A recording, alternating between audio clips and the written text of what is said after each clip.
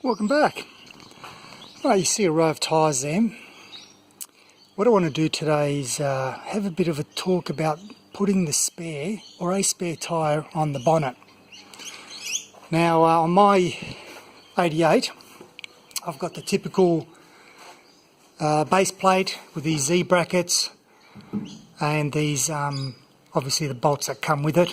I believe that these are the same diameter as the or the same fitting for the wheel nuts, so they're apparently hard to get. But the issue I have now is that unless I want to continue using the original 600 by 16 tyres, these particular Z brackets and the length of these bolts aren't going to be sufficient. So I mean, obviously you can unscrew these and have them at the maximum height set, but I've already played around with that, and given that I'm going to be running custom rims, and when I say custom rims, I'm going to be running the Defender 130 rims, which are the ANR 1534. They're a 6.5 by 16 by 20.6 offset.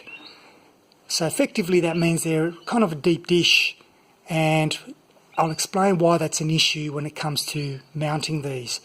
So anyway, that's the standard one. These brackets are actually upside down. This long bit here should be facing the plate. And again, I'll pull these out and demonstrate how I think they actually go on. There's a bit of confusion out there about how these things actually fit. And there's a lot of confusion out there about rims and, you know, different types of stamping on rims and so on. But I'm not an expert on that. I've just go out and do a bit of reading and find out myself. But assuming that we're going to say, all right, this is the stock setup, I should mention also, I believe that the bolts and the length of this arm here on the Z bracket is actually longer. It comes kind of up here somewhere, I think. I don't have one myself. But they're for the 109s, because I think the 109s only came out with a 750. They never came out with the 600. It was only a short wheelbase that they came out with the 616s. So the long wheelbase will have a longer Z bracket. And, you know, if I'm wrong, please correct me on the comments, because I don't want to be giving out incorrect information. But that's my understanding. And let's have a look at the rims now. So here we are, selection of rims. First rim there is the original that came with the car back in the day, I suppose. I think that was pretty much the stock standard setup. And these are the 600s, or you could have the equivalent modern day one, which I think is this one, which is the 205s. But let's just say that this is the size tyre. And if I look down on the profile here, you can see that it's a fairly shallow, there's no dish on this rim. Now, next rim here is the one that I took off from my workshop, ex-military workshop trailer, which I would say probably would be the equivalent. And again, rims are just another, you know, confusing matter, but let's just say that these are what would have come out of a typical 109 long wheelbase. And this is running obviously the 750 rim or 750 tyre or the equivalent. And again, these are wider. These are, I believe, 5.5 inch, whilst these are only 5 inch, I think. And even the Series 1, I think, come out with narrow rims as well. But let's just say that's a 5 for argument's sake. You cannot really put, I don't think it's legal to put 750 size tyres or the equivalent metric on these rims. You have to go for the 5.5 inch rims. So again, looking down the profile, you can see that pretty much between this lip and, say, this raised ridge, there's not much of a gap. Okay, now we get to the kind of more modern rims, these two here. Now this one here is a 5.5 inch, but it has, sorry for the upside down, so 5.5, 16, 33. So looking down you can see that there is here a bit of a dish, bit of a offset. Part number for this one, okay, and that came out of, I believe, a Defender 110. And then I've got this one, which is the rims that I'll be putting on the 88, and I'll show you how that looks fitted to the back section in a moment. And these ones are the A&R 1534, and they're 6.5 with a 20.6 offset. And of course you can see it looks beautiful. It's got a nice kind of deep dish, and the beauty about this, the reason why I carry on about this, is because of the offset. The rim being against the hub means that the entire wheel is actually further out, giving it a little bit of a wider stance to the vehicle and filling the guards nicely. So these are of a 130, Defender 130.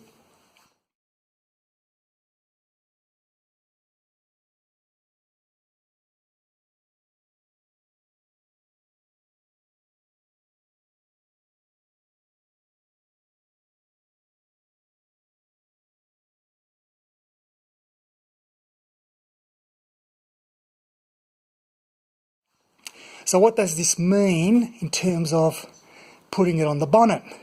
Well, you can imagine the faces that you can see here will be the ones that will actually be against the bonnet. So effectively the tyres are mounted upside down on the bonnet. So let's just say, for example, it gets mounted like that. Now this is where the problem comes in. The gap between where these Z brackets sit and the base plate, and I'll actually put these tyres on one at a time so you can see, is actually the issue for me, because the deeper the dish, as in these two tyres out here, this part is actually further raised. Okay, if you can imagine that. Okay, so the centre part is actually further raised, which creates more distance between the contact plate here for the Z brackets and the actual base plate. So I'll start off with the original one so you can see what that looks like. Let's fix up these Z brackets. Now, as I said, in order to remove them, you actually have to remove the entire bolt, the two bolts, and they're held in by these pins. So what I'm doing is I'm just straightening these pins out, taking them off, and then I'm able to unscrew the entire lot right through to the top. So both of those are off, and if I can just get into position, and now I'm able to pull them right through.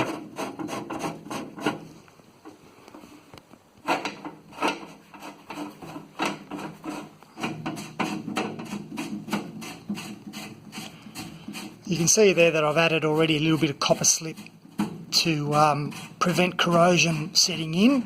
This one was okay, but this other bolt here actually requires a little bit more work. So that's it. So basically just turn that around so it's facing the right way, and then I'm able to screw that back in. So again, having that lug facing down like that. So let me just clarify something, because I might have not explained myself properly. Either way of having the Z brackets facing the short end or the long end, either way is correct depending on what size tyre you're putting on there, and the width of the tyre will also raise that centre part of the rim up and down. If you can imagine, the wider the fatter the tyre itself, obviously the more padding it's going to give and lift this up. So the idea of these Z brackets, from what I understand, is that you can change it so that, for example, this one allows you to have a rim that sits underneath this bit here, okay, that far off. So let's just say I think a 205 tyre is actually slightly wider than the 600. So with a 205 you might need it this way, but with the original one it only gives you that much rim offset. So what I'll do is I'll put the little one on first before I change anything else so you can see what I'm talking about. Quickly, you'll notice on the brackets here that you've got a straight edge and you've got a curved edge. Not sure if you can see that on there. There we go, nice curved edge. You put the curved edge on the outside when positioning the rim, because the profile of the inner rim will actually follow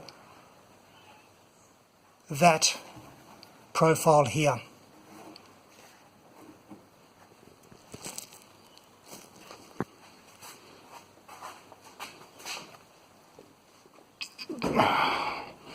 One-handed.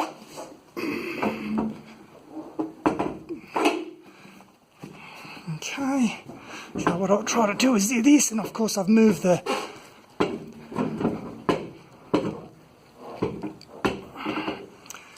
hold on a second, let me try to get that right.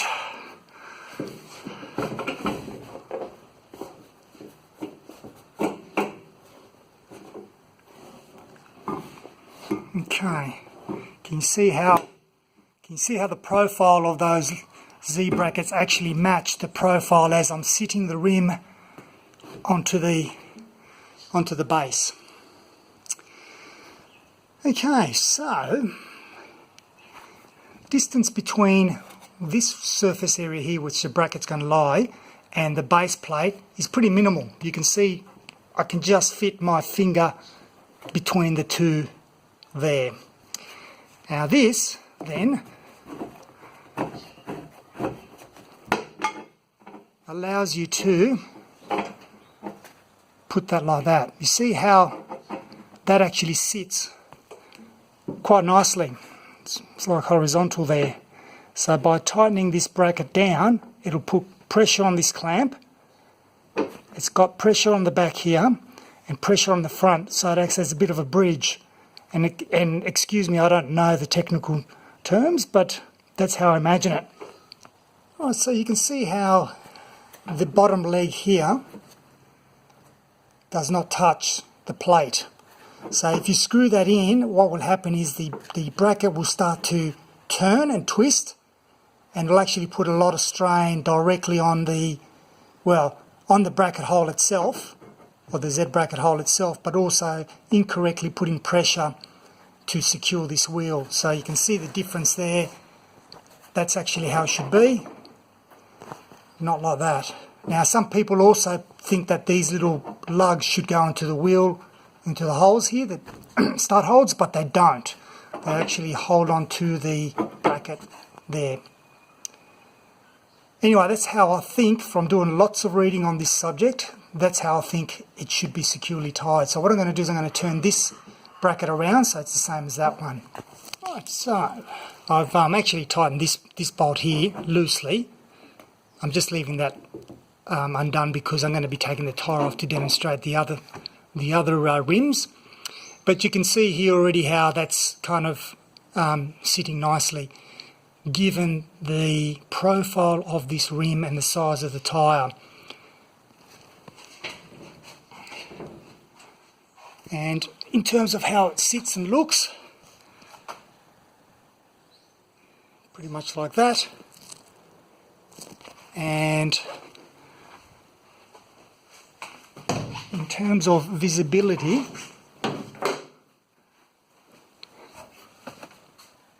you can already see that even with this thin tire like this, it's already starting to take a lot of the visibility out from the front, which is another issue about putting a large, wide tyre on there. But anyway, we'll get to that.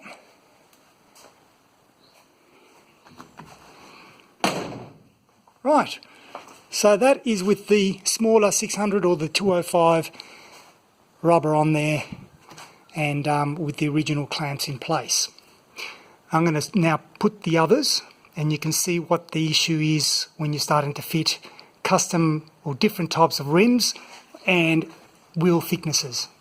Well, as when installing and removing, you face the profiled edge in the correct location, and see what happens. If I turn this around, you can see how that's going to interfere with the rim fitting in place.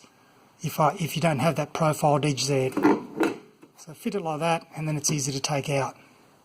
I'm already getting a workout putting these tyres on and off the bonnet, and I'm only halfway through. Right, look at that. You can already see from the original location, so that's the original, pretty much the original location of the 600 tyre, and I'm sorry about the lack of light, but you can see how I'm already getting a massive gap between the plate and the outer rim, okay? And so therefore automatically these lugs or these Z brackets and bolts aren't going to do the job, okay? See if I can lift this up. I'll get a bit of light on, okay? So even if I lift this up right up to its maximum location, look at the difference. That's not gonna work at all. So that's why the 109 Z brackets and bolts may actually fit this and secure it correctly. But I don't have those, and they're not going to suit the larger rim anyway. So what I'm going to do is I'm going to now put the 6.5 inch rim, because I think you get the idea how as the rims become offset they actually increase in space. So in this particular case we're just going to use this bolt head here as an indication. It just sits right on the base of the rim there, and we'll compare it to the rim that I want to actually use. So the 750, it's still a 750 as the previous rim I just showed you, but this one is the 6.5 Defender 130 rim, which has got the different offset. So in terms of the actual profile of the tyre, it's pretty much the same, but look at the difference here. There's another 10mm. Again, this has been lifted up compared to the previous one which was just shown. Just put a bit of light on. Okay, so if you remember just a moment ago, the bottom of this rim here was at the top of this bolt, and you can see how that's gone up again. So when you're adding custom rims like this, the issue is always going to be mounting, because they haven't been designed for that. Now there is, from what I've seen, a couple of options for me.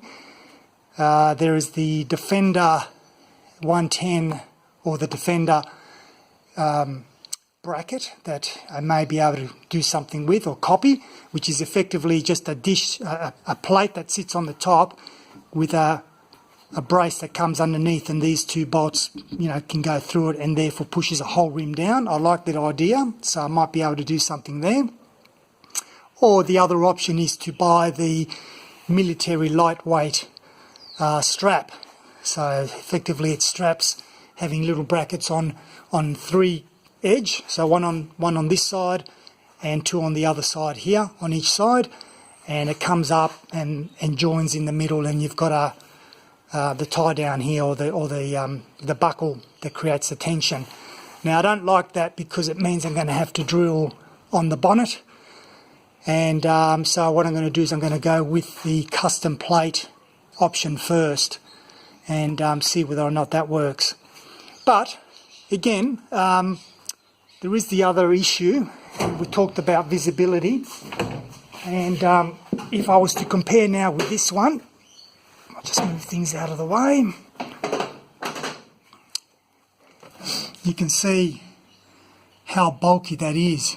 Like, there's no way I can see anything on the front left side of the vehicle, being a right-hand drive, and not that I could see much anyway with the other tyre, but certainly this one is a bit of an issue in terms of visibility. You can see that there's just nothing there. You can't see that table in the back or the frame in the back. I'll show you what it looks like without a tyre on there. There you go, you've got full visibility. I'll just get rid of that. Okay. So it is a bit of an issue having a wide tyre on the bonnet. in terms of visibility and in terms of fixing it or securing it, unless of course you're using the original 109 or long wheelbase wheels, which has the narrow or shallow offset. But you know what? I actually love the look of having a tyre on the bonnet, and so I'm in a bit of a conundrum now. So I can put the 750 or the same rims as I've got on with the same offset as a spare, or I can put the long wheelbase one without the offset. I'm just moving tyres around so you can see what I'm talking about.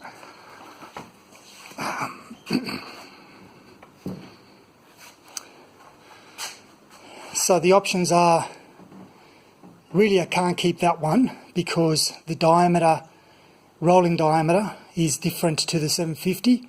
So I would say that that would be pretty much next to useless having as a spare. I don't think you can get tall tyres like the 750s but narrow.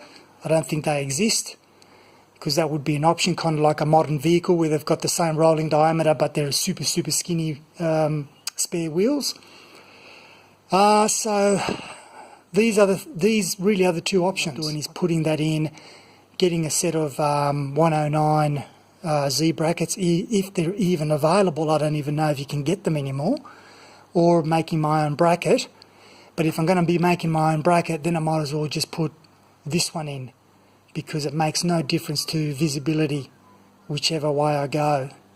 All it makes a difference to is the brackets on how I mount the tyre.